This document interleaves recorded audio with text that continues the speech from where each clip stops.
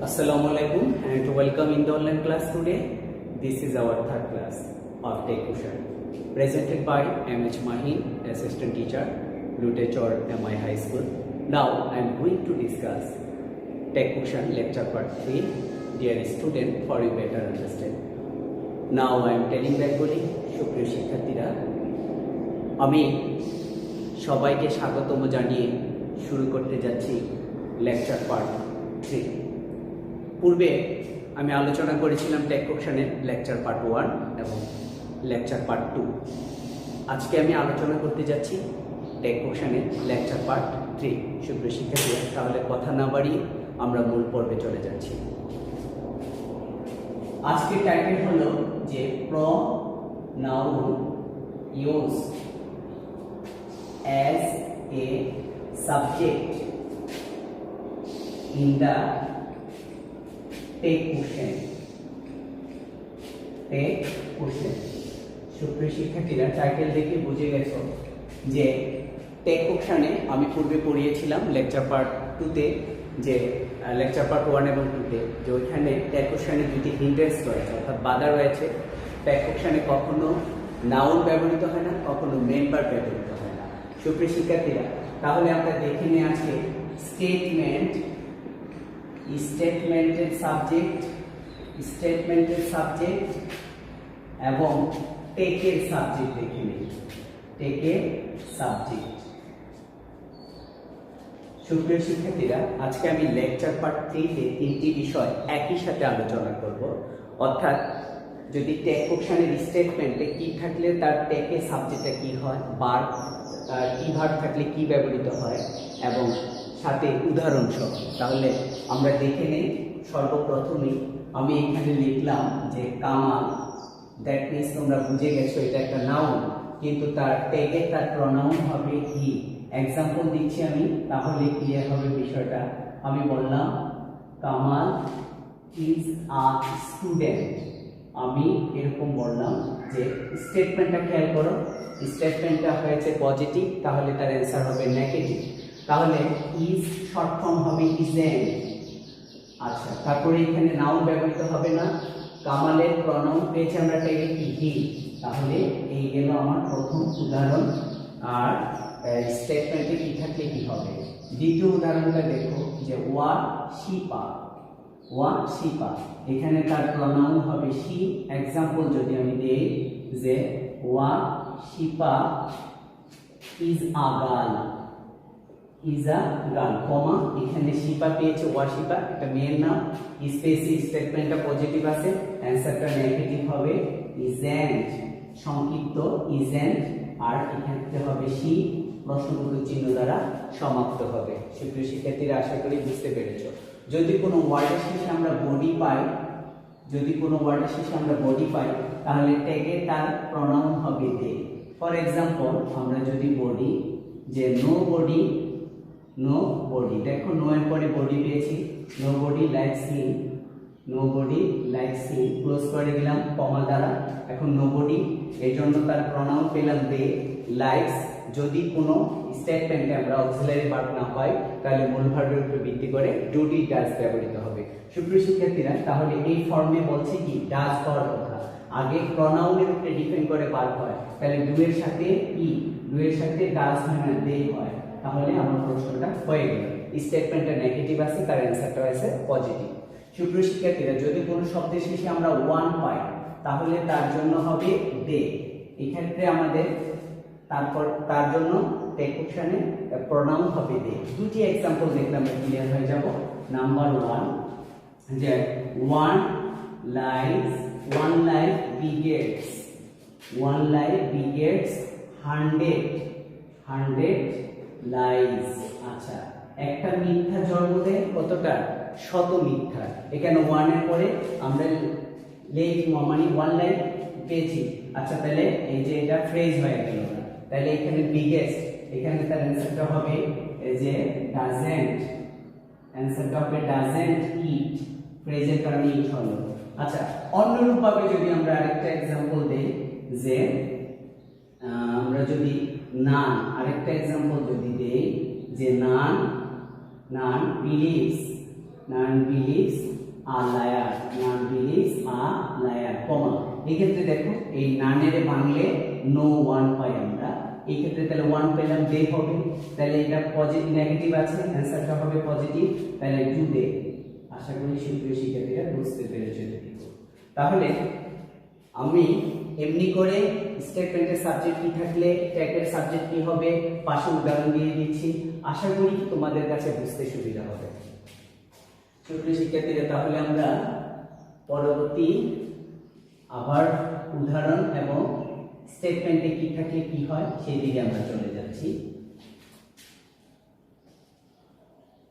এই পর্যায়ে আমরা আলোচনা করব যদি থিং পাই। সুপ্রিয় শিক্ষার্থীরা, যদি আমরা থিং পাই তাহলে তার প্রনাউন হবে ইট। এক্সাম্পল দেখি আমরা যে nothing, nothing is certain, is certain. আচ্ছা দেখো এটা স্টেটমেন্টের নেগেটিভ, এই নাথিং এর প্রনাউন তো পাইলাম ইট, তাহলে ইজ ইট। সুপ্রিয় শিক্ষার্থীরা বুঝতে পেরেছো। আচ্ছা এই ক্ষেত্রে এই পর্যায়ে আমরা আসি যদি আল্লাহ, যদি আল্লাহ বা গড পাই তাহলে তার প্রনাউন হবে বড় হাতে। আচ্ছা এই ক্ষেত্রে পুরুষ অর্থে ব্যবহৃত হয়নি, এটা সুপ্রিম অর্থে ব্যবহৃত হয়েছে। যেমন আমরা এক্সাম্পল যদি দিই যে আল্লাহ, আল্লাহ যদি আমরা এক্সাম্পলটা দিই যে Allah can save us, save আস। আল্লাহ কি পারে, একমাত্র আমাদেরকে নিরাপত্তা দিতে পারে। তাহলে এখানে মোডাল ভার্ব পেলাম, তাহলে সেন্টেন্সটা আছে পজিটিভ, স্টেটমেন্টটা পজিটিভ, নেগেটিভ করে ফেলবো কান্ট। আচ্ছা তারপরে হলো যে আল্লাহর প্রনাউনটা হবে বড় হাতে হি। আশা করি সুপ্রিয় শিক্ষার্থীরা বুঝতে পেরেছো। যদি আমরা অল পাই তারপর তার প্রনাউনটা হবে ইট। আচ্ছা অল এর প্রনাউনটা হবে ইট, যেমন all is well, all is well. দেখো তাহলে ইজন্ট ইট। আচ্ছা কিন্তু মনে রাখবো অল এর পরে যদি আমরা নাউন পাই, অল এর পরে যদি আমরা নাউন পাই তাহলে কি হবে, তার প্রনাউনটা হবে দে। অল এর পরে যদি আমরা নাউন পাই তাহলে তার প্রনাউনটা হবে দে। যেমন example all, all books, all books are vital, all books are vital। দেখো all এর পরে বুক পেয়েছি, আর এখানে all এই ক্ষেত্রে কি হয়েছে মানে প্রবাদ বাক্য হিসেবে ব্যবহৃত হয়েছে। আচ্ছা এই যে all এর পরে বুক পেয়েছি তাহলে aren't, aren't, aren't they, তাহলে aren't they। সুপ্রিয় শিক্ষার্থীরা আশা করি বুঝতে পেরেছো, এইটুকু অন্ততকে বুঝতে পেরেছো। তাহলে এই পর্যায়ে আমরা চলে যাচ্ছি আরো যে এই পর্যায়ে আমরা চলে যাচ্ছি আরেকটি উদাহরণের ক্ষেত্রে। স্টেটমেন্টে যদি আমরা এরকম পাই 1 যোগ 2 যোগ 3 পাই, তাহলে 2 3 যদি পাই তাহলে ট্যাগে তার কি হবে উই। এবার एग्जांपलটা দেখিয়ে দিচ্ছি, যেমন I, you and she are lazy. আচ্ছা কমা। দেখো এই ক্ষেত্রে আমরা কি পেয়েছি 1 2 3 পেয়েছি, 1 2 3 পেয়েছি, তাহলে তার সাবজেক্ট হবে কি, এই ক্ষেত্রে তার সাবজেক্ট হবে উই। তাহলে এটা আর আছে আরেন্ট, আরেন্ট উই। আশা করি সুপ্রিয় শিক্ষার্থীরা এতটুকু বুঝতে পেরেছো। যদি এরকম থাকে 2 যোগ 3 থাকে তাহলে তার সাবজেক্ট হবে ইউ। एग्जांपल একই জিনিস দিয়ে যদি করি, এখান থেকে আই উঠিয়ে ফেলি, you and she, you and she are lazy. দেখো একই বিষয়, কমা, এই ক্ষেত্রে হলো কি aren't you, aren't you, aren't you প্রশ্নবোধক চিহ্ন। সুপ্রিয় শিক্ষার্থীরা একই বিষয় যদি আমরা এরকম যে 3 যোগ 3 যদি পাই তাহলে তার সাবজেক্টটা হবে, তার সাবজেক্টটা হবে দে, তার সাবজেক্টটা হবে দে। যেমন एग्जांपल এখানে আছে 3 যোগ 3, যেমন he and she, he and she are lazy, he and she are lazy. এখানে aren't, aren't they, aren't they. সুপ্রিয় শিক্ষার্থীরা আশা করি বুঝতে পেরেছো, আরেন্ট দে। যদি আমরা 3 3 পাই তাহলে এই ক্ষেত্রে বুঝিয়ে দিলাম। আবার যদি আমরা এরকম পাই যে লেটস বা লেট আস, তাহলে শ্যাল উই, লেট আস পেলে শ্যাল উই। আচ্ছা, যেমন এক্ষেত্রে আমরা একটা উদাহরণ দিতে পারি। যদি এরকম পাই যে এরকম এক্সাম্পল দিই একটা, যে let us enjoy the programme, PROGRAME programme. দেখুন এখানে লেট আস পেয়েছি, তাহলে তার অ্যান্সার হবে শ্যাল উই। আচ্ছা, সরাসরি। আবার যদি এরকম পাই যে লেট আস ছাড়া যদি আমরা let me, let him, let her পাই, তাহলে তার জন্য উইল ইউ। এক্সাম্পল আমরা দিচ্ছি, তাহলে ক্লিয়ার হয়ে যাবে। এক্সাম্পলে লেট মি গো দেয়ার, এখানে আমরা লিখলাম লেট মি গো দেয়ার। সুপ্রিয় শিক্ষার্থীরা, এটার উত্তর সরাসরি উইল ইউ হয়ে যাবে, উইল ইউ হয়ে যাবে। আশা করি সুপ্রিয় শিক্ষার্থীরা একটুকু বুঝতে পেরেছো। এমনি করে আমাদের ধারাবাহিকভাবে চলতে থাকবে এই লেকচার পার্ট 3 তে, যে ভার, স্টেটমেন্টের সাবজেক্ট এবং উইথ এক্সাম্পল।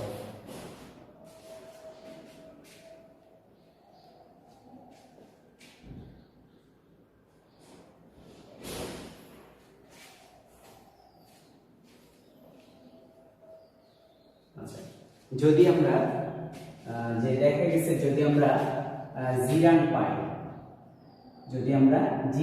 তাহলে তার সাবজেক্টটা ইট। যেমন example, telling lies is a great sin. আচ্ছা, দেখো টেলিং লাইস, আমরা যদি জিরান পাই, telling lies is a great sin, তাহলে জিরানের জন্য হবে ইজ আছে। তাহলে এক্ষেত্রে আমরা কি করব, অ্যান্সারটা আমরা দেখিয়ে দিচ্ছি যে এক্ষেত্রে তো অক্সিলারি ভার্ব আছে, ইজ আছে, তাহলে ইজেন্ট ইট হয়ে যাবে, সমস্ত চিহ্ন দ্বারা শেষ হবে, জিরান পেল। তারপরে যদি আমরা দেয়ার দ্বারা কোনো সাবজেক্ট শুরু হয়, তাহলে তার সাবজেক্ট একই দেয়ার, তবে একটু বিষয় শেখার আছে, সেটা হলো যেমন once there was a king. দেখো এখানে এই যে দেয়ারের আগে যে অংশটুকু ব্যবহৃত হয়েছে সে হলো অ্যাডভার্ব, সে বসতেই পারে, ইট ডাজন্ট ম্যাটার, সেটা আমরা মাথায় নিব না। তাহলে ওয়াজেন্ট দেয়ার প্রশ্নবোধক চিহ্ন দ্বারা আমরা সমাপ্ত করব। এবার আমরা আসি, যদি একাধিক ব্যক্তি বা বস্তু হয়, তাহলে তার সাবজেক্ট হলো দে। ফর এক্সাম্পল, যেমন দেখো মাই বুকস আর নাইস,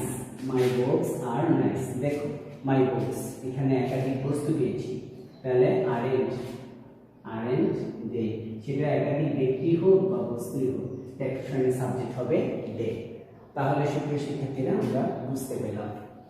তারপরে দেখো, যদি গোনা যায় না, ধরা যায় না, ছোঁয়া যায় না, ছোঁয়া যায় না বা গুনা যায় না। আচ্ছা, গুনা যায় না, এই ধরনের হলো ইট। যেমন এক্সাম্পল দেখো, অনেস্টি, সত্যতা গোনা যায় না, অনেস্টি শুড বি রিওয়ার্ডেড। আচ্ছা, দেখো তাহলে এখানে স্টুডেন্ট, এখানে এই স্টুডেন্ট পজিটিভ আছে, স্টুডেন্ট ইট। সুপ্রিয় শিক্ষার্থীরা, আশা করি বুঝতে পেরেছ, স্টুডেন্ট ইট। তাহলে এমনি করে আজকে আমি লেকচার পার্ট 3 তে দেখিয়ে দিলাম স্টেটমেন্টে কি থাকলে সাবজেক্টটা কি হবে এবং উদাহরণ সহকারে।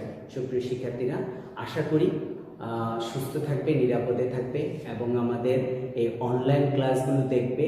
আমি আবারও আসবো টেক অপশনের লেকচার পার্ট 4 নিয়ে। আজকের মতো এখানে বিদায় নিচ্ছি। আল্লাহ হাফেজ।